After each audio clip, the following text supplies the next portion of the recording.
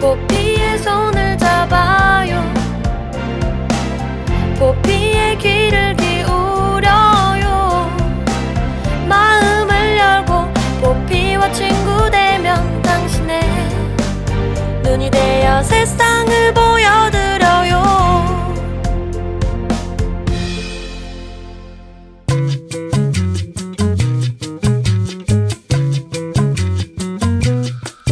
또 새로운 한 해가 시작됐습니다.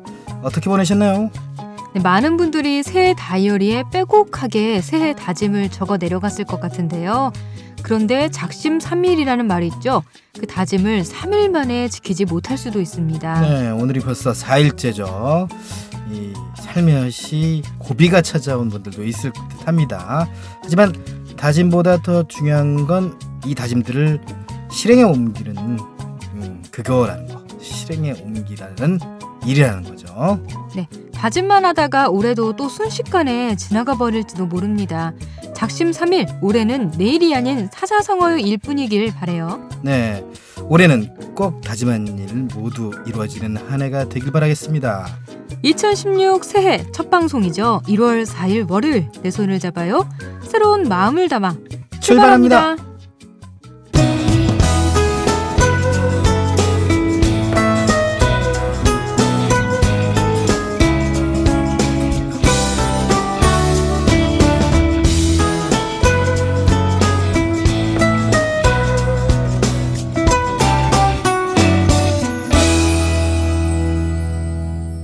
안녕하세요. 내 손을 잡아야 진행의 권순철입니다. 안녕하세요. 홍옥희입니다. 새해가 됐습니다. 새해 복 많이 받으시고. 네, 벌써 새해가 된 지 4일이 지났네요. 네. 정신없으시죠? 새해라. 그렇죠. 뭐 여기저기 그런 새해 복 많이 받으라는 카톡 인사가 여기저기 오고 오랜만에 친구들과 이런 새해 안부 물으면서 연락 닿기도 하고 그렇죠. 뭐든 새해 처음이라는 건 좀 설레는 일이죠. 그렇죠. 뭔가 새로 시작하는 기분도 들고 진짜 지난 한 해에 있었던 일들을 툴툴 털어내고 뭔가 새롭게 다시 시작하는 느낌? 새해 첫 방을 맞게 되는데 소감은 어떻습니까? 올 한 해도 잘 보내야겠다. 이렇게 더 많은 청취자분들과 만났으면 좋겠다. 그래요. 이런 생각이 들죠. 저도 마찬가지고요. 정말 시작이라는 말만큼 사람을 벅차게 하고 새롭게 만드는 말이 없는 것 같아요. 네, 그렇죠. 뭔가 설레죠. 시작. 시작해볼까요? 그래요. 오늘도 여러 가지 소식이 또 준비돼 있고 네.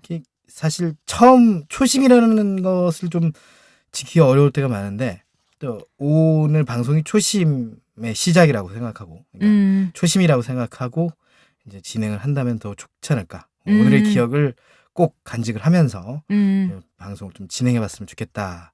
그래서 이 청취자분들에게 좋은 소식 전해드리도록 하겠습니다. 네. 자, 권수철 홍옥희가 진행하는 내 손을 잡아요. 오늘의 코너를 소개해드리겠습니다. 2016년 확정된 국가 예산은 386조 4천억 원이라고 합니다. 이 중 상당수가 우리가 낸 세금이라는 거 아시죠? 내가 낸 세금 과연 어떻게 나라 살림에 쓰일까요? 이야기 톡톡에서 분야별로 살펴보겠습니다. 자, 계속되는 불황에 가게도 점점 메말라갑니다. 허리띠를 더 단단히 졸라매는 집들이 좀 많을 듯한데요. 오늘 권수철의 노하우에서는 생활비 절약을 위한 틈새 전략에 대해 알아보도록 하겠습니다. 홍옥희의 그림 읽어주는 여자에서는 앤디 워홀의 마릴린 먼로에 대해 이야기 앤디 나눠보겠습니다. 워홀이요. 야, 이거 얘기 많이 들어봤는데 궁금하네요. 그렇죠. 그리고 이국제 정보톡톡에서는 우리가 몰랐던 인체의 신비에 대해 알아보겠습니다. 내 손을 잡아요에서는 여러분의 많은 참여를 기다리고 있습니다. 참여할 수 있는 방법은 다양합니다. 페이스북 KTV 인터넷 라디오 페이지에 메시지 주시거나 인터넷 포피 채널 블로그를 통해서 참여가 가능합니다. 많이 참여해 주세요. 또 같은 실수야? 배우는 게 좀 늦어서 혹시 나가랄까봐 걱정했던 나. 적성과 안 맞는 부서라서 나까지 야근하잖아. 늘 관둘까 고민했던 나. 공정한 인사 기준을 만난 후 모든 것이 달라졌습니다. 걱정 마요. 제대로 교육받고 왔더니 업무에 자신감이 생겼어요. 딱 맞는 부서로 옮기고 나서 성과 팍팍 내고 있어요. 공정인사는 능력을 키워 새로운 기회를 만듭니다. 찬스. 내 인생 또 하나의 찬스. 노동개혁.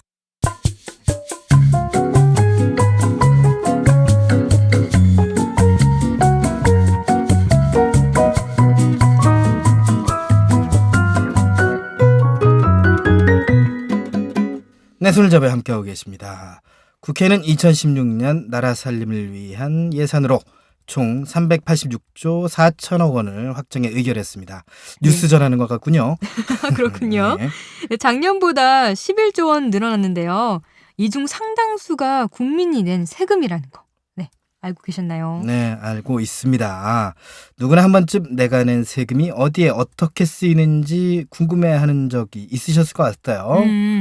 그런 의미에서 올 한 해 내가 낸 세금이 어디에 쓰이는지 분야별로 꼼꼼하게 살펴보도록 하겠습니다. 네. 보건복지 고용 이렇게 나누는 거죠, 그죠? 네, 먼저 처음으로 보건복지 고용 분야에 대해 알려볼 텐데요. 음. 서민 생활 안정과 관련된 예산이 상당 부분 증액됐죠.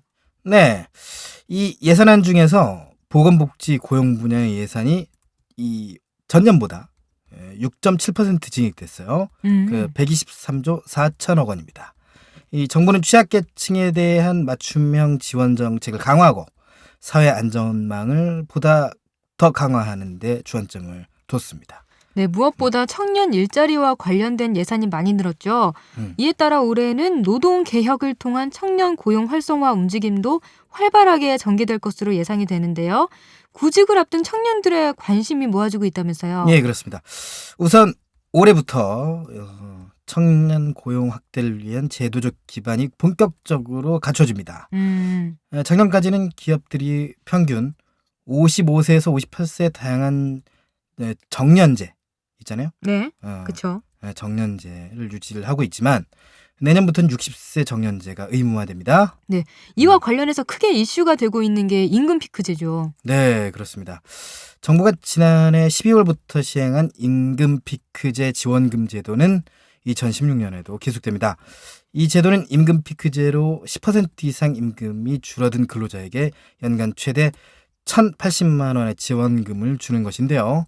더불어 임금 피크제 또는 근로시간 단축을 통해 청년을 채용을 한 사업주는 최대 2년간 연 540만 원에서 1,080만 원 규모의 세대 간 상생 지원금을 받을 수가 있습니다. 상생이라. 네. 또 올해부터는 청년을 정규직으로 고용한 기업에게 세액 공제해주는 제도도 운영됩니다. 청년 정규직 근로자 수가 증가한 기업에게 제공하는 세액 공제 금액은 중소 중견기업의 경우 1인당 500만 원, 대기업은 200만 원이라고 합니다. 직업 훈련도 유망업종 중심으로 재편된다는데요. 네, 정부는 대기업 청년 교육 채용 프로그램인 고용 디딤돌 사업에 예산을 지원하기로 했는데요. 이를 통해 유망업종의 대기업들의 우수한 훈련 시설을 활용해서 청년들을 직접 교육하고요. 채용 기회를 제공할 계획이라고 합니다. 기업이 청년을 채용한 뒤에 현장 업무와 교육 훈련을 병행하는 이 일학습 병행제도 요거 말씀을 드렸죠, 저번 방송에서. 네. 이 일학습 병행제도 지원 대상을 기존보다 300여 개 이상 확대할 예정이에요. 네, 뿐만 아니라 대학교 재학 중 장기간에 걸쳐 산업체 현장 훈련을 통해서 실무 경험을 쌓는 기업 연계형 장기 현장 실습 프로그램도 지원 대상을 10개사에서 20개사로 늘어나고요. 국가기관 산업과 전략산업 분야의 훈련 지원 대상자도 2배 이상 대폭 확대됩니다. 또한 훈련기관 지원 시 취업 성과에 따라 훈련비를 차등 지급하는 인센티브 시스템도 도입된다고 하네요. 네, 청년 고용 인프라도 확대되죠. 네, 그렇습니다. 정부는 전국 17개 창조경제혁신센터를 청년 구직자와 기업을 연결하는 청년 일자리 창출의 허브로 운영할 계획입니다. 혁신센터 내에 고용존을 신설하고요. 청년 인턴제, 일학습 병행제, 고용 디딤돌 등 청년 일자리 사업을 연계 집행하기로 했습니다. 네, 정부는 청년 취업 지원 예산 확대에 따라서 작년 4만 8천 개였던 청년 일자리 창출 규모가 2016년에는 6만 4천 개로 확대될 것으로 기대한다고 전했습니다. 네, 힘든 구직난을 겪는 청년들에게 이런 제도들이, 정책들이 희망이 됐으면 하네요. 네, 뿐만 아니라 장애인들을 위한 일자리와 자립 사회 적응 서비스도 확충이 된다는데요. 예, 직업재활시설 4개소 및 중증장애인 자립생활센터 1개소를 추가 신축해서 취업과 자립을 지원하고요. 돌봄 서비스와 부모 교육 등을 위한 발달장애인 지원센터도 지원된다고 합니다. 네, 복지 분야에서도 보육 예산이 크게 늘어났죠? 네, 그렇습니다. 보육료 인상, 보육교사 처우 개선, 육아조합지원센터 확대 등의 보육 예산이 작년보다 증가했는데요. 특히 0세에서 2세의 보육료 지원이 작년 대비 6%나 인상됐습니다. 장애아 보육료 지원은 이보다 2% 추가돼서 8% 증가했고요. 이에 따라 부모의 육아 부담이 줄어들 것으로 기대된다고 합니다. 네, 아울러 보육 서비스의 질을 확충하기 위해서 보육교사 근무 수당이 월 17만 원에서 20만 원으로 인상이 되고요. 교사 겸직 원장 수당 이것도 월 7만 5천 원을 지원하기로 했고요. 지역사회에 보육 정보와 교육 프로그램을 제공하는 육아 종합 지원센터를 4개 더 확대하기로 했습니다. 그리고 네, 말씀하세요. 네. 그리고 아이 돌보미 수당도 인상이 됐어요. 시간당 6,100원에서 6,500원으로 인상하기로 했습니다. 네. 저소득층 영아의 기저귀 지원 요 금액 변화가 있습니다. 그죠? 네, 저소득층 영아의 기저귀와 조제분유 지원 금액을 현실화해서 월 소유액의 100% 지원하기로 했습니다. 이에 따라 기저귀는 월 6만 4천 원, 분유는 8만 6천 원이 지원된다고 합니다. 네, 저소득층 아동 대상 지역 아동센터 운영비도 5만 원 추가 인상돼 월 458만 원 지원된다고 하네요. 네, 어르신들의 건강하고 편안한 노년을 위해 돌봄, 의료 지원 서비스도 강화된다는데요. 네. 여름 그리고 겨울철이 힘들죠. 네. 제일 또 어르신들은 특히 이 경로당 냉난방비와 양곡비가 301억 원 지원이 되고요. 저소득층 노인의 백내장과 같은 눈 수술도 지원이 늘어납니다. 광역치매센터 또한 2개소 더 추가가 될 예정입니다. 또 주거 안정을 위한 예산도 편성됐죠? 네, 서민 중산층 주거 안정을 위한 민간 임대주택 리츠 그리고 뉴스테이 공급 규모도 당초 정부가 계획했던 15,000호보다 확대 23,000호 공급을 결정을 했습니다. 와. 이에 따라 예산도 1,491억 원이 증액됐고요. 저소득층 주거 여건 개선 및 생계비 부담을 경감해주기 위해서 관련 예산도 추가 편성했는데요. 도시가스 미공급 군 지역에 LPG 배관망 설치를 신규 지원하고요. 서민층 LPG 금속 배관 교체 지원으로 연료비 경감 및 안전을 강화할 방침이라고 합니다. 또한 15년 이상 된 노후 공공임대주택 있잖아요. 네. 여기 안전시설 개보수에 관해서도 지원이 확대될 예정입니다. 네. 그럼 올해 보건 분야에서는 예산이 어떻게 편성됐나요? 네, 우선적으로 희귀난치성 유전 질환자에 대한 본인 부담금 및 호흡 보조기 대여료 지원을 위해서 31억 원이 증액이 됐고요. 에이즈 환자 진료비의 요양시설에 입소한 에이즈 환자 간병비 예산을 99억 원으로 증액을 해서 지원을 강화할 예정이라고 하네요. 네, 또 많은 분들의 새해 계획이기도 하죠. 네, 금연과 관련된 정책에도 예산이 편성됐죠? 네 그렇습니다. 금연 정책 효과를 극대화하기 위해서 홍보 예산 36억 원을 증액하고요. 적극적인 금연 대책이 필요한 군의경 장병을 대상으로 이 금연 치료 약제비 14억 원을 추가 지원한다고 합니다.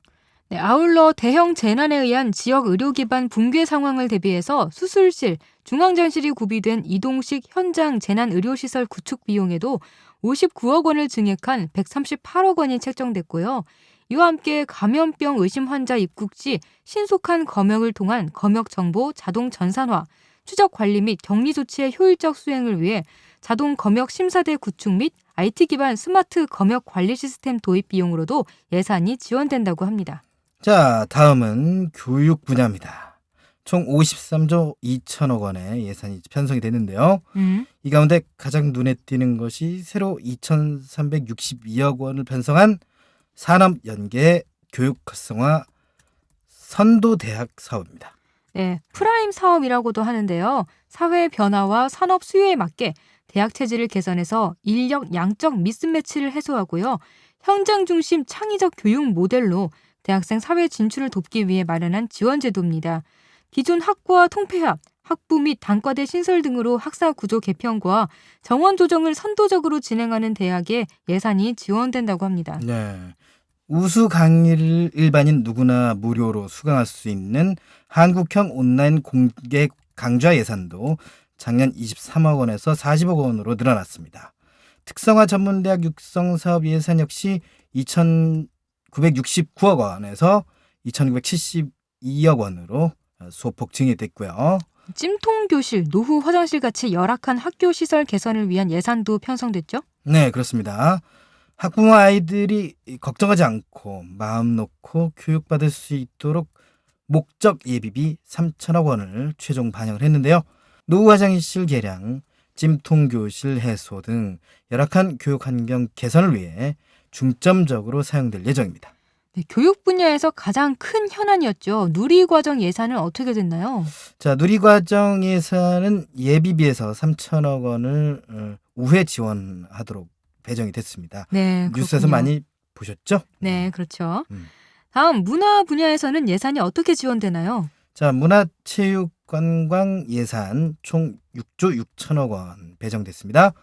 관광예술 체육 콘텐츠를 연계함으로써 관련 콘텐츠의 고부가가치화를 유도하기로 했습니다. 네, 구체적으로 어떤 부문에 예산이 투입됐는지 살펴볼까요? 우선 2년 뒤인 평창올림픽을 대비한 예산이 편성됐죠? 네, 그렇습니다. 평창 동계올림픽이 이 세계인이 기억할 만한 문화올림픽이 될 수 있도록 아트센터를 건립하고 문화예술 축제도 개최하는 등 지원을 강화하기로 했습니다. 네, 그리고 게임 산업 육성과 관련된 예산도 작년에 비해 67% 늘어났죠? 그렇습니다.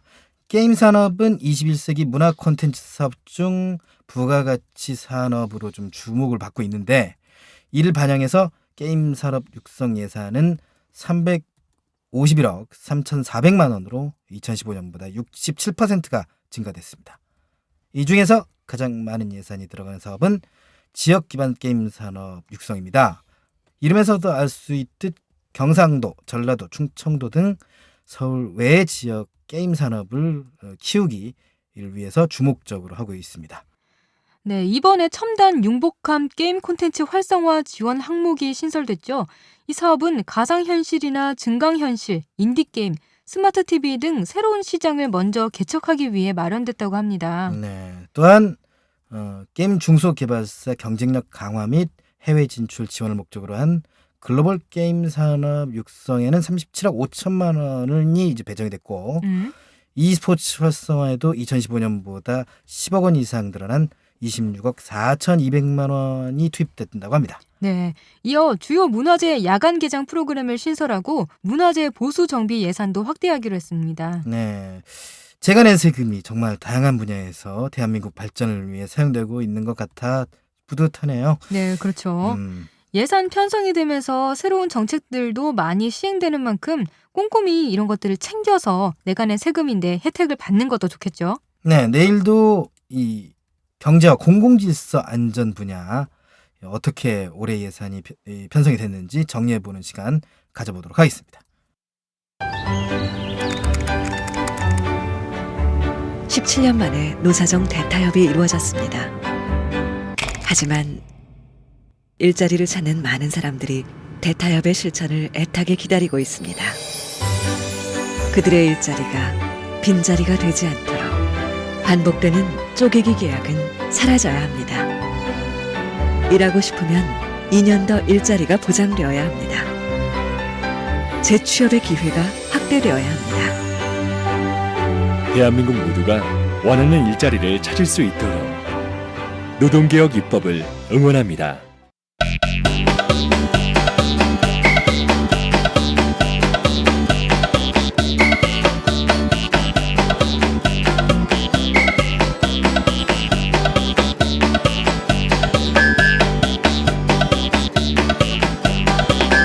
자, 여러분은 지금 KTV4P 채널 내 손을 잡아요를 듣고 계십니다. 네, 이번 시간은 권순철의 노하우입니다. 오늘은 어떤 정보가 준비되어 있을까요? 네, 계속되는 불황에 가게가 어려워졌죠, 그죠? 네.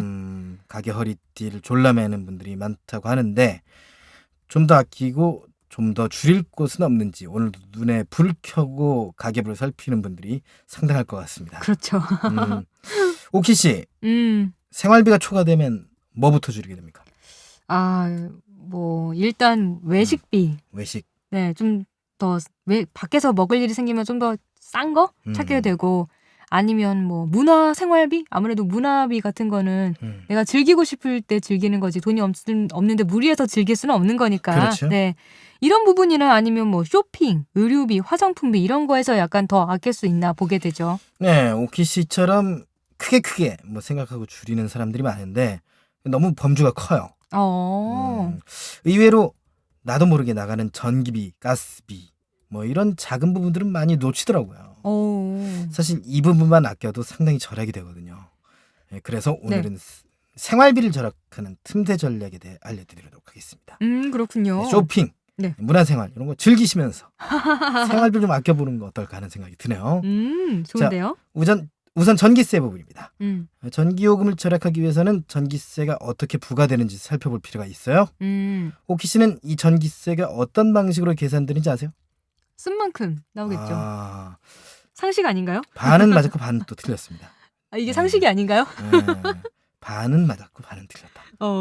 전기세는 기본요금하고 전력량요금, 흔히 말하는 누진세가 가장 큰 비중을 차지합니다.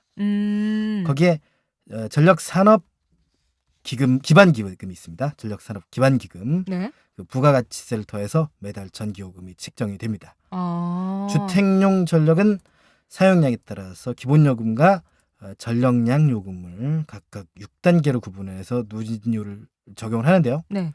그러면 많이 쓸수록 가격이 더 많이 나오는 거겠죠? 누진세면? 네네네. 근데 자칫하면은 정말 요금 폭탄이 나올 수도 있는 거네요. 네, 구체적으로 살펴보면 100와트, 100kW입니다. 아, 네. 100kW 이하로 사용을 하면 기본 요금은 410원이 붙고요. 네. 전력량 요금은 처음 이 100kW까지는 킬로와트당 60.7원이 붙습니다. 다음에 네. 이 101kW에서부터 네. 200kW까지 사용하면 기본 요금은 910원이 됩니다. 오, 네. 기본 요금 910원이고 전력량 요금은 100kW까지는 60.7원 똑같죠? 네. 100kW 이상이 되면 네. 킬로와트당 125.9원이 붙게 되는 거죠. 네네.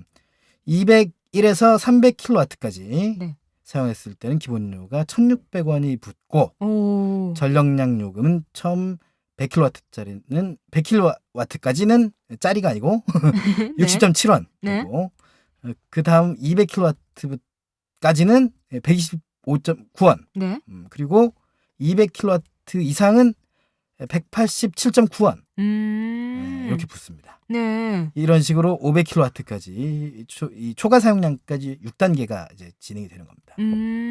이 500kW 초과 사용 시에는 기본 요금만 해도 12,940원이 됩니다. 와. 누진세도 킬로와트당 709.5원까지 올라갑니다. 그럼 예를 들어서 네. 고지서에 총 105kW를 사용했다고 적혀 있으면 기본 요금이 100kW에서 200kW 이 사이에 들어가는 거니까요. 그죠? 네.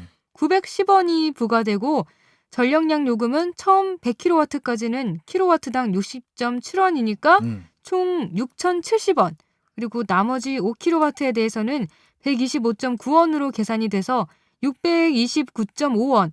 기본료와 누진료를 합하면 7,609.5원이 되겠네요. 그렇습니다. 여기에 부가가치세로 요금의 10%인 760.95원이 더 붙습니다. 그리고 전력 산업 기반기금이 있습니다. 또 네, 있었죠. 요금의 3.7%가 붙죠. 281원 붙습니다. 또 각각 붙으면 최종 8,652원 이렇게 되겠죠. 그렇군요. 누진세면 그냥 조금만 덜 써도 더 적게 나온다는 거잖아요. 폭탄을 피할 수 있다는 건데. 그렇습니다. 그러면 당연한 얘기지만 전자제품을 필요할 때만 쓰고 꺼놓거든요. 근데 그런데도 전기 요금이 생각보다 많이 나오는 것 같아요. 의외로 많은 전자제품들이 사용하지는 않지만 플러그만 꽂아놔도 전력 소모가 됩니다. 아. 이걸 대기 전력이라고 하는데 그러면 전자제품을 꺼놓기만 하지 말고 아예 플러그까지 다 빼놔야 된다는 네, 거잖아요. 네, 네, 네. 그냥 꺼놓으면 다 될 줄 알았는데 그게 아니었네요. 그렇습니다. 이 모든 제품들이 다 그런 거예요? 모든 제품이 다 그러면 안 되죠. 뭐 그런 건 아닙니다. 제품마다 달라요. 대표적으로 컴퓨터, TV, 에어컨, 복사기는 대기 전력이 있어요. 그렇고요. 세탁기나 전자레인지의 경우 대기 전력이 없는 경우가 많습니다. 아. 제품마다 차이가 있기에 전원 버튼에 마크로 대기 전력의 유무를 확인해야 합니다. 이런 마크가 있었나요? 저는 음. 못 본 것 같은데. 표시 마크가 이제 붙어 있는데 네. 이 해당 기기 전원 버튼에 있는 마크로 대기 전력 유무를 알 수가 있는데 네. 이 전원 버튼에 세로선이 원 밖으로 나온 경우 대기 전력이 있는 제품으로 보시면 되겠습니다. 아. 이 전원을 끈 상태에서도 지속적으로 전력을 소모하기 때문에 플러그를 뽑거나 해당 멀티탭의 전원 스위치를 꺼주셔야 전력 낭비를 막을 수 있어요. 예, 이거 잘 살펴보세요. 원 밖에 있는 세로선. 이걸 요거 잘 마크. 기억해둬야겠네요. 네. 반면 전원 버튼의 세로선이 원 안에 표기된 경우에는 대기 전력이 없는 제품으로 기기의 전원이 꺼진 상태에서도 전력 소모가 일어나지 않는 경우이기 때문에 플러그를 뽑거나 멀티탭의 전원 스위치를 끄지 않으셔도 된다라는 거죠. 저는 이런 세로선에 이런 비밀이 있었는지 전혀 몰랐어요. 그냥 세로선 잘 보시기 바라겠어요. 네, 그냥 전원 마크인 줄 알았거든요. 음. 세로선이 되게 중요했군요. 그렇습니다. 그 TV나 컴퓨터는 사용하는 시간보다 안 쓰는 시간이 훨씬 많잖아요. 네네. 그럴 때도 이 전기가 그냥 다 나간다고 하니까 플러그를 꼭 뽑아 놓거나 멀티탭을 끄는 습관을 들여야겠습니다. 네네. 그리고 이제 또 어디서 생활비를 아낄 수 있을까요? 네. 가스비에서도 새는 생활비를 잡을 수가 있습니다. 특히 온수 이 방향이라든가 온수 방향 수도꼭지 있잖아요. 그 네. 수도꼭지 온수 방향으로 돌려놓으면 또 가스비를 아낄 수가 있는 경우가 되는 거죠. 온수를 이제 냉수로 돌려놔야 된다는 거죠. 수도꼭지 위치에 따라서 보일러의 감지 기능이 작동이 돼서 불필요한 가스가 낭비되기 때문이거든요. 그래요. 가스 보일러의 경우 수도꼭지를 온수 방향으로 돌려놓은 상태에서 물을 틀면 온수 측 배관에 수압이 떨어지면서 보일러가 작동하기 시작하는데요. 온수를 쓸 생각이 없다고 하더라도 보일러가 가동되면서 온수가 불필요하게 데워질 수 있습니다. 당연히 가스비가 올라가겠죠. 저희 엄마가 항상 이렇게 말씀하시거든요. 차가운 쪽으로 돌려놔라 수도꼭지를. 그렇습니다. 저는 왜 말이 되냐, 그걸 왜 꼭 그렇게 해놔야 되지 생각했는데 이게 진짜 그런 가스비를 아낄 수 있는 방법이었네요. 그렇습니다. 신기하네요. 그리고 또 이런 말도 있더라고요. 미지근한 물을 계속 틀면 오히려 가스 낭비라는 말. 맞습니다. 가스 요금을 아끼려고 미지근한 물을 쓰는 것은 별 효과가 없는데요. 보일러가 작동하는 것은 마찬가지이기 때문이죠. 미지근한 물이 나오도록 수도 밸브를 좀 틀어놓으면 네. 계속 보일러가 돌아야 하기 때문에 가스와 전기가 사용이 되는데요. 하지만 한꺼번에 뜨거운 물을 받은 후 찬물을 적당히 섞어 사용하면 보일러 작동 시간을 줄일 수가 있어서 결과적으로 가스를 절약할 수가 있는 거죠. 미지근한 물을 오래 트는 것보다 뜨거운 물에 찬물을 섞어 사용하는 게 더 경제적이다 이런 얘기죠. 그렇습니다. 네. 또 다른 절약 팁은 없을까요? 네, 마지막 노하우 분리수거입니다. 분리수거. 네, 분리수거만 잘해도 쓰레기 봉투를 절약할 수 있으니까 그만큼 생활비를 벌 수가 있는 거예요. 그러기 위해서는 우선 재활용이 가능한 용품이 무엇인지 정확하게 알아두는 것부터 필요하겠네요. 그렇죠. 종이와 유리병, 고철류, 플라스틱류, 의류, 스티로폼 등이 재활용 품목인데요. 우선 이물질을 제거한 후 깨끗한 상태로 묶음을 배출을 합니다. 네. 비닐 코팅, 스프링, 부착, 노트 같이 이물질이 결합된 품목과 유해 물질이 묻어있는 품목, 그리고 이불, 카펫류는 부착된 이물질 제거를 하고요. 단일 품목으로 재활용이 가능한 상태로 만들면 충분히 분리수거가 가능합니다. 그리고 또 쓰레기 봉투에 들어가는 쓰레기의 부피를 줄이는 것도 하나의 방법이 될 것 같아요. 네, 맞습니다. 너무 당연한 얘기지만 쉽게 지나치는 부분이에요. 우선 부피를 많이 차지하는 포장지 위주의 제품은 구입을 피합니다. 두껍고 거친 비닐 포장지는 딱지 모양으로 접거나 매듭을 꽉 이게 묶어가지고 음. 쓰레기통에 넣고요. 재활용이 되지 않는 각종 상자류나 두꺼운 코팅 종이, 플라스틱류 이런 것들은 납작한 모양으로 분해를 하거나 잘게 잘라서 버리는 것도 좀 좋은 방법이죠. 네. 음. 이 살림살이는 점점 빡빡해지는데 월급은 그대로고 물가는 하늘 높은 줄 모르고 치솟고 있죠. 이럴 때일수록 나도 모르게 새는 돈이 없는지 점검해 볼 필요가 있다고 생각합니다. 오늘 권순철 씨의 노하우 듣고 이런 새는 돈 막는 방법을 좀 알아볼 수 있었어요. 네. 오늘 말씀 고맙습니다. 고맙습니다. 권순철의 노하우에서는 여러분의 많은 참여를 기다리고 있어요. 알고 싶은 정보가 있거나 궁금한 정보 있으면 언제든지 참여를 부탁드리겠습니다. 내 손을 잡아요에서는 여러분의 많은 참여를 기다리고 있습니다. 알고 싶은 정보가 있다. 방송에 참여해보고 싶다. 함께 나누고 싶은 사연이 있다. 모두 좋습니다. 페이스북에서 KTV 인터넷 라디오를 검색하면 저희 페이지가 나오는데요. 그쪽으로 메시지 주시거나 진행자에게 메시지를 보내주세요. 그리고 인터넷에서 포피 채널을 검색하면 블로그를 통해서도 참여가 가능합니다. 방송을 들을 수 있는 방법도 알려드릴게요. KTV 홈페이지와 모바일 팟빵으로 접속을 하면 실시간으로 들을 수 있습니다. 그리고 유튜브를 통해서도 만날 수 있으니까요. 혹시 실시간으로 진행되는 방송을 놓친 분들은 팟캐스트 서비스를 이용하면 다시 들으실 수 있습니다.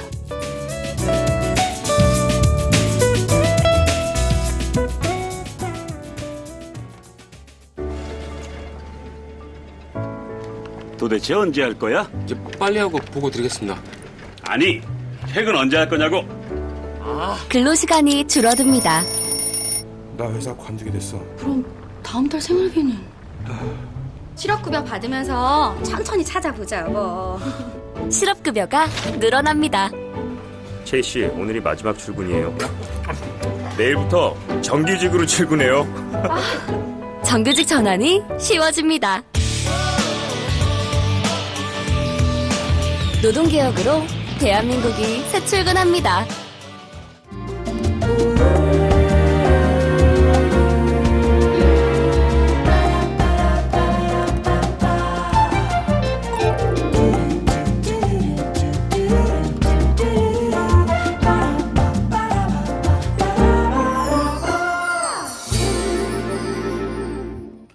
자, 이번 시간은 홍옥희의 그림 읽어주는 여자 시간입니다. 어떤 명화에 대해 이야기를 나눠볼까요? 네, 오늘은 아까 순철 씨가 이름만 들어도 했던 바로 그 작가. 앤디 워홀. 네, 앤디 워홀의 마릴린 먼로에 대해 살펴보겠습니다. 마릴린 먼로. 예. 그래요. 앤디 워홀의 마릴린 먼로. 미인이죠. 네, 그렇죠. 이 앤디 워홀 이름 굉장히 많이 들어봤는데 이 사람의 작품을 눈으로 본 적은 없으니까. 팝 아트 하면 앤디 워홀. 그 이제 양립하는 거지 이퀄. 네, 뭐 그렇죠. 이퀄 뭐 네네. 이렇게 되는 거죠. 네. 이렇게 이제 일컬어질 정도로 팝 아트의 대명사라고 볼 수 있겠죠? 네, 팝 아트 하면 자연스럽게 떠오르는 작가 중에 한 명이 바로 앤디 워홀인데요. 오늘은 앤디 워홀의 대표작 중 하나인 마릴린 먼로를 소개하려고 합니다.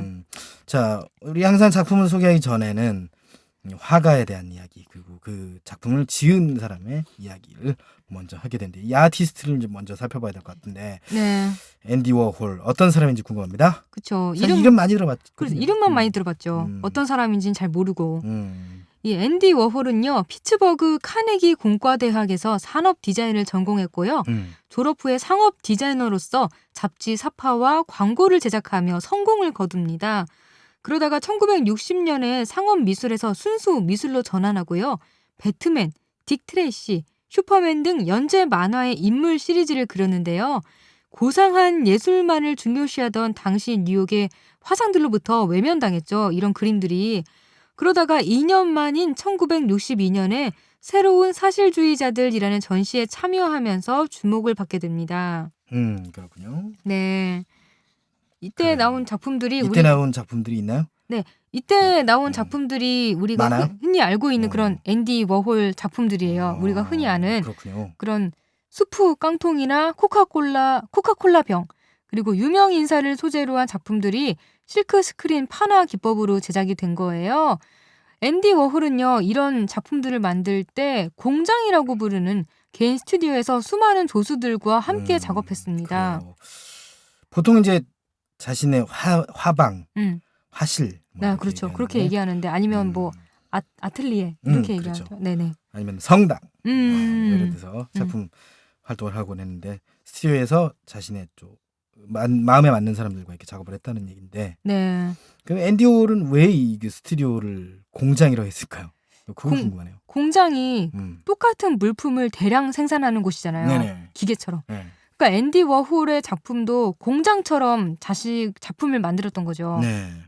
이렇게 그렇군요. 느낌 오시죠? 느낌 옵니다. 네. 공장처럼 똑같이 만들었다 이거요? 네, 작품을. 이렇게 미술 작품을 만들던 홀, 워홀. 이 사람은 영화 산업에도 손을 대는데, 그죠? 네. 1963년에 첫 영화를 만들면서 2년 후인 1965년에는 아예 영화 제작자로 전업합니다.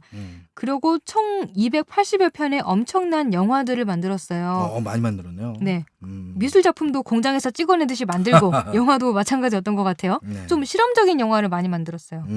그래요. 자, 이때 앤디 워홀에게도 굉장히 충격적인 일이 벌어졌다고 들었어요. 네. 총에 맞았어요? 네, 총이 맞았어요. 1968년에 일어난 일인데요. 네. 그의 실험 영화에 단역으로 자주 출연했던 발레리 솔라나스, 이름도 되게 특이하죠? 이 여잔데요. 여성분이겠네요, 네. 진짜. 여자가 총격을 앤디 워홀에게 가한 거예요. 근데 다행히 워홀은 극적으로 살아나기는 합니다. 어떻게 살아났지? 되게 극적으로, 아무튼 극적으로. 아무튼 빗나갔나 봐요. 치명상을 받긴 했는데 병원에서 그를 살려냈어요. 솔라나스는 나중에 범행 이유를 이렇게 밝혔어요. 워홀은 내 삶의 너무 많은 부분을 통제하고 있다. 근데 이게 좀 사실 워홀 입장에서는 되게 황당한 거거든요. 예. 솔라나스는 조금 남한테 피해 의식이 있었던 것 같아요. 워홀이 자기가 쓴 각본을 그냥 가져다 쓰려고 한다고 이렇게 생각하고 있었거든요. 솔라나스 혼자. 네네. 정작 워홀은 그 솔라나스가 쓴 각본에 전혀 관심이 없었는데요. 그런데 자꾸 솔라나스가 와서 자기 각본을 영화에 그냥 쓰려는 거 아니냐고, 내 작품값 내라 이렇게 막 억지를 부리니까 워홀은요 자기 영화에 솔라나스를 단역으로 출연시키고 출연료를 소액 지급합니다. 이런 식으로 해서 퉁치자 이거죠. 그렇게. 네. 그래서 그렇게 된 거군요. 네.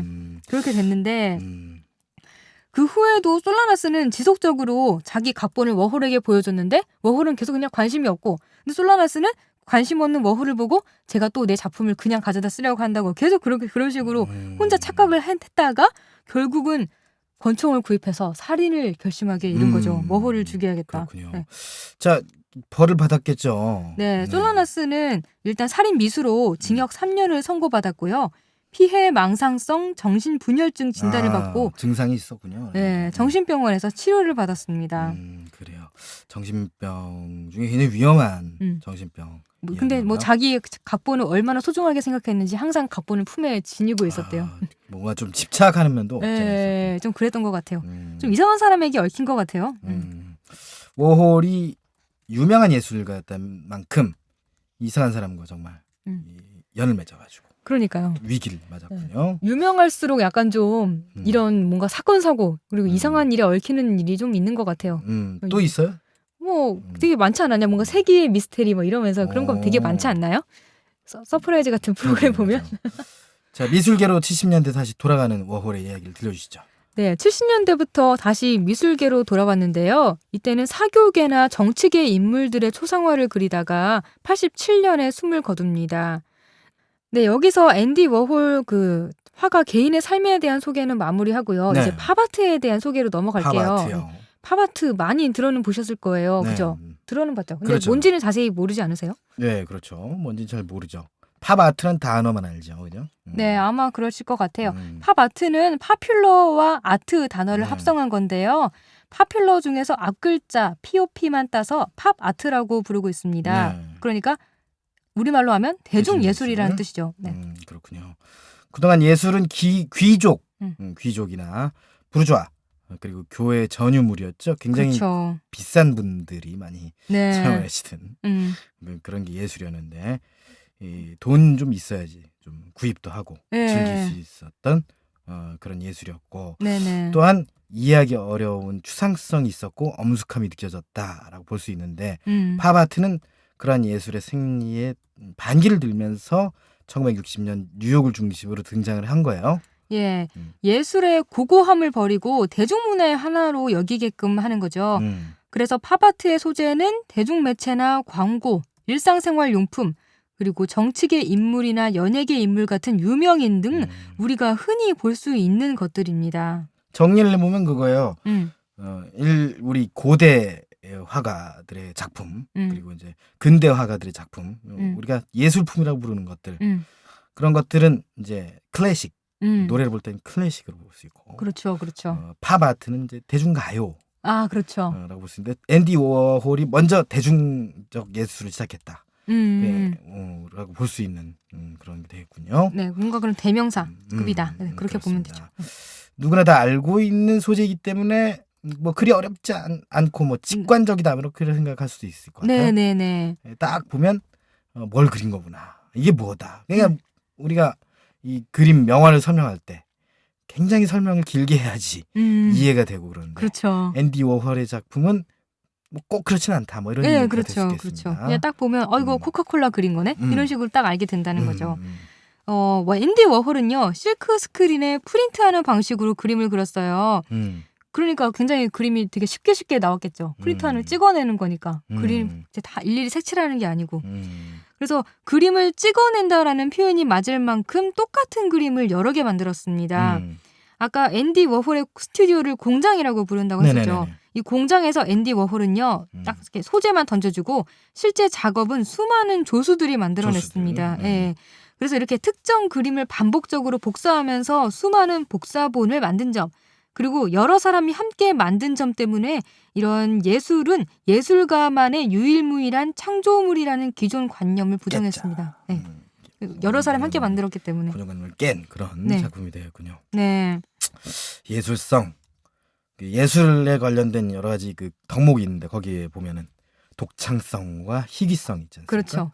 그걸 완전히 깨뜨린 게 되겠어요. 네네. 그래서 워홀은 스스로를 그림을 만드는 기계라고 생각했어요. 그림 또한 그래서 무한히 기계처럼 막 만들어낸 거죠. 근데 이 워홀이 실크 스크린 기법으로 처음 만든 작품이 마릴린 먼로예요. 마릴린 먼로. 네, 유명하죠. 마릴린 먼로 유명하죠. 1948년 첫 영화를 찍으면서 점차 미국 사회의 유명 배우가 됐고 이 금발머리와 파란 눈 그리고 매혹적인 얼굴과 몸매로 섹스 심볼로 떠올랐습니다. 네, 좀 그 서양인들은 특히 백인들은 금발머리와 파란 눈할 그런 그렇죠. 로망이 있는 것 같아요. 네. 제가 알기로는 루게릭이었나? 야구 선수하고 결혼을 한번 한 걸로 예. 알고 있습니다. 역시 야구는 관심이 많으시다 보니까. 조 디마지오였나? 네. 헷갈리네. 조 디마지오군요. 조 디마지오가 56경기 연속 안타를 친 조 디마지오라고. 되게 유명한 선수였군요. 아마 이혼을 한 걸로 알고 있어. 그렇죠. 하지만 이게 수많은 사람들의 사랑을 좀 받은 것과는 좀 대조적으로 개인의 삶은 좀 불행했습니다. 결혼 3번 실패했어요. 아까 그 야구 선수 조 포함해서. 디마지오 포함해서. 네. 약물에 중독된 삶을 살다가 자살로 중독되는 의문의 죽음으로 생을 마감을 한 배우가 되겠습니다. 네. 그렇게 사람들이 엄청난 사랑을 받았는데 뭔가 의문의 죽음, 자살 뭐 이런 것들이 굉장히 워홀에게 매력적으로 다가왔어요. 워홀은 유명 인사나 아름다움 같은 화려한 것들에 되게 관심이 많았는데요. 이 모든 것들을 한 번에 사라지게 만드는 죽음에도 크게 집착했습니다. 그러니까 마릴린 먼로는 유명 인사 그리고 아름다움, 죽음 이 3가지 소재가 딱 들어맞는 소재였던 거죠. 그래요. 그 3가지 드러나는 딱 그거. 네. 그래요. 그래서 마릴린 먼로가 죽었다는 소식을 듣고 워홀이 그녀를 작품으로 만들기로 결심합니다. 마릴린 먼로가 주연을 맡은 영화 중에 1953년 개봉한 나이아가라가 있어요. 나이아가라 폭포가 생각나는데. 그렇죠. 그 내용 그 말이지 않을까요? 나이아가라 폭포 아닐까요? 모르겠네요. 네. 그 영화의 사진 포스터를 영화사 폭스로부터 한 장 구입해서요. 네. 그 얼굴 부분만 따서 실크 스크린에 찍어냈습니다. 그래서 엄청나게 많이 만들어냈어요. 이제 마릴린 먼로 그림을 설명하면서 이 작품이 가지는 의미도 짚어볼게요. 나는 지루한 것을 좋아한다. 나는 똑같은 것들이 계속 반복되는 것이 좋다. 팝아트의 대명사 앤디 워홀의 명언 중 하나입니다. 그는 기계로 찍어내듯이 똑같은 그림을 대량 생산했고 그런 작품들을 반복된 패턴으로 붙여서 전시했습니다. 미국의 유명 배우였던 마릴린 먼로도 그런 작품 중 하나입니다. 마릴린 먼로가 출연한 영화 나이아가라의 사진 포스터 속 얼굴을 참고로 단순하게 표현된 얼굴에 색 조합만 다르게 해서 똑같은 작품을 여러 개 남겼습니다. 작품 이름은 주로 사용된 색상에 따라 조금씩 다릅니다. 가장 유명한 색 조합은 제일 윗줄 가운데에 있는 마릴린 먼로입니다. 마릴린 먼로를 상징하는 짧은 금발머리에 피부는 분홍빛이 더 강하게 도는 색을 사용했습니다. 처진 눈은 어딘가를 멍하게 응시하는 것 같은데요. 눈두덩이를 다 덮는 파란색 눈 화장이 굉장히 화려해 보입니다. 왼쪽 입술 위에는 마릴린 먼로의 매력 포인트였던 점도 있습니다. 입술은 굉장히 두껍게 그렸습니다. 짙은 눈 화장과 더불어 빨간 입술이 성적 매력을 돋보이게 하고 있습니다. 어두운 회색으로 머리카락과 광대, 턱 등에 진하게 그림자를 넣어서 머릿결과 윤곽선이 느껴지게 하고 있습니다. 실크 스크린에 기계처럼 찍어내 작품을 만든 앤디 워홀은 너무 정교한 기계 느낌보다는 좀 더 회화적인 느낌을 가미하기 위해 일부러 윤곽선 밖으로 색이 삐져나오게 만들었습니다. 그래서 머리카락과 눈두덩이, 입술 부분의 색깔이 과장되게 많이 칠해진 것을 볼 수 있습니다. 그 외에 피부색을 빨간색으로 쓴 마릴린 먼로, 초록색, 탁한 하늘색, 노란색, 진한 분홍색 등 다양합니다. 이렇게 마릴린 먼로의 얼굴은 단순하게 표현하고 성적 매력이 느껴지는 눈, 입술, 그리고 머릿결은 과장하면서 튀는 색들을 사용했습니다. 이것은 헐리우드가 특정 부위와 이미지를 강조하면서 스타를 만드는 과정을 보여줍니다. 똑같은 마릴린 먼로 작품을 많이 남긴 이유는 마릴린 먼로가 공장에서 대량 생산된 코카콜라와 다를 바 없다는 것을 나타내려는 의도입니다. 즉 수많은 매체에서 끝없이 쏟아져 나오는 마릴린 먼로의 이미지가 공장에서 똑같이 찍어낸 코카콜라와 다를 바 없다는 말이죠. 마릴린 먼로 작품이 많으면 많을수록 희귀성이나 개인의 개성은 사라지고 사회의 상품이자 소모품으로 전락해버립니다. 앤디 워홀은 수많은 복사본 작품을 통해 한 개인을 그저 소비되는 이미지 상품으로 만들어버리는 대중매체의 이면을 드러내고 있습니다.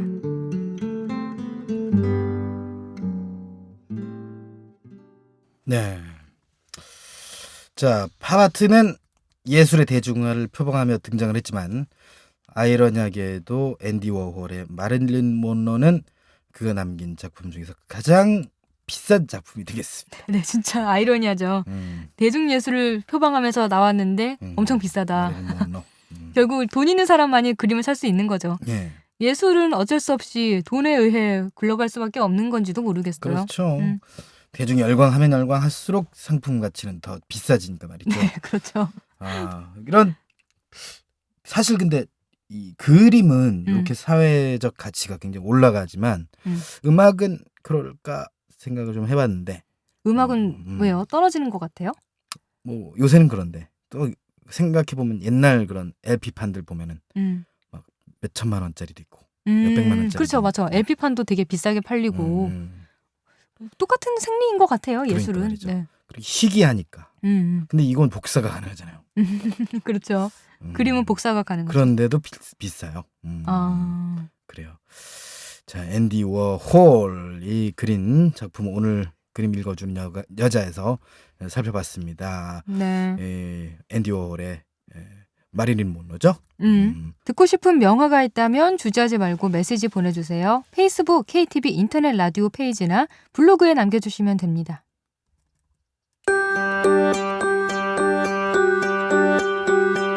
핀테크는 이미 시작되었습니다.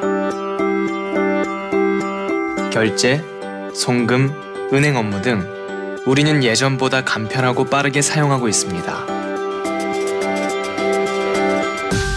새로운 방식으로 예금, 보험, 펀드, 편리한 생활을 누리고 있죠.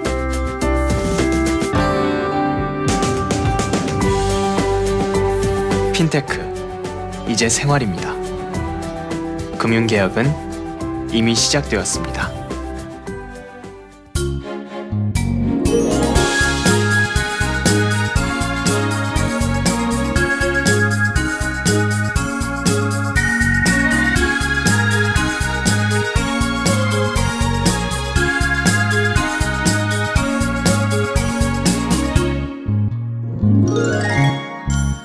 이번 시간은 이국제 정보톡톡 시간입니다. 생활 속 유용한 정보에 대해 소개해드리겠습니다. 오늘은 우리가 몰랐던 인체의 신비에 대해 알려드립니다. 이국제의 정보 톡톡. 오늘은 조금 가벼운 소재를 다뤄볼까 합니다. 인터넷 서핑을 많이 하시는 분들은 덜어 접해보셨을 수도 있는 내용인데요. 무작위로 뽑은 우리가 몰랐던 인체의 신비에 관한 놀라운 사실 18가지입니다. 우리 몸에 이런 놀라운 점들이 숨어 있었구나 하시면서 편하게 들어보시기 바랍니다.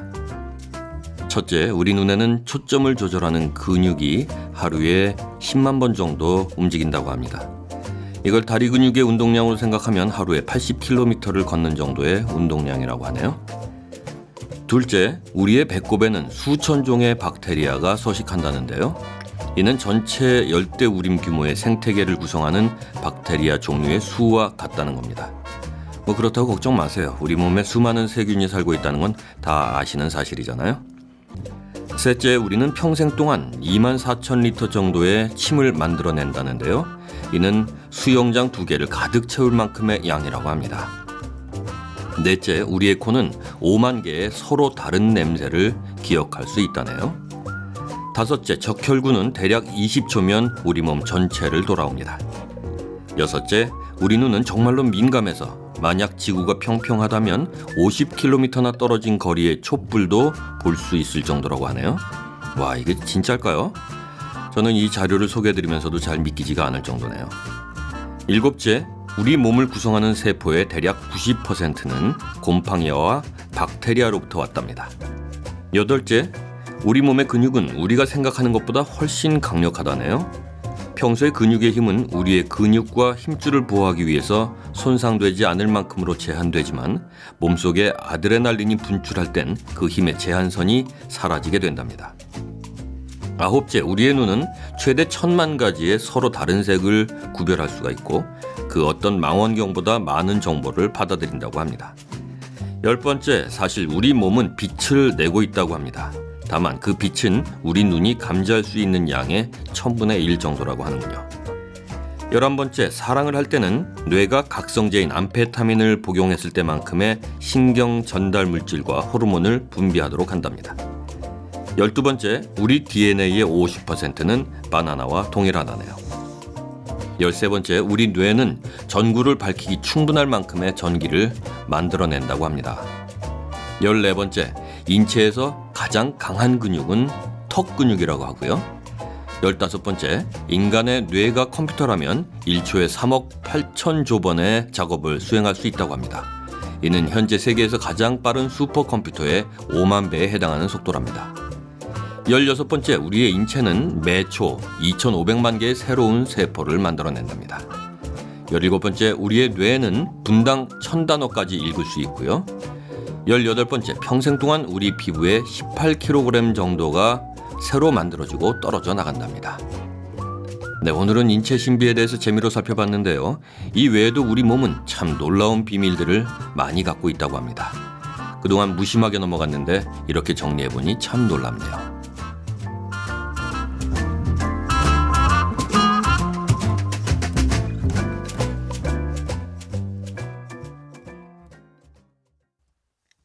인간은 작은 우주라는 말이 있죠. 그만큼 우리 인체는 참으로 신비하고 경이로운 존재가 아닐 수 없습니다. 그래요. 경이로운 존재. 자, 이제 헷갈리네요. 2016년 1월 4일입니다, 여러분. 날짜가 헷갈리기 시작합니다. 연도가 헷갈리기 시작합니다. 맞아요. 자, 1월 4일 월요일 내 손을 잡아요. 저희가 준비한 소식 여기까지입니다. 네, 저희는 내일 오후 1시에 다시 찾아오겠습니다. 지금까지 진행 권순철, 홍옥희였습니다. 함께해 주신 여러분 고맙습니다.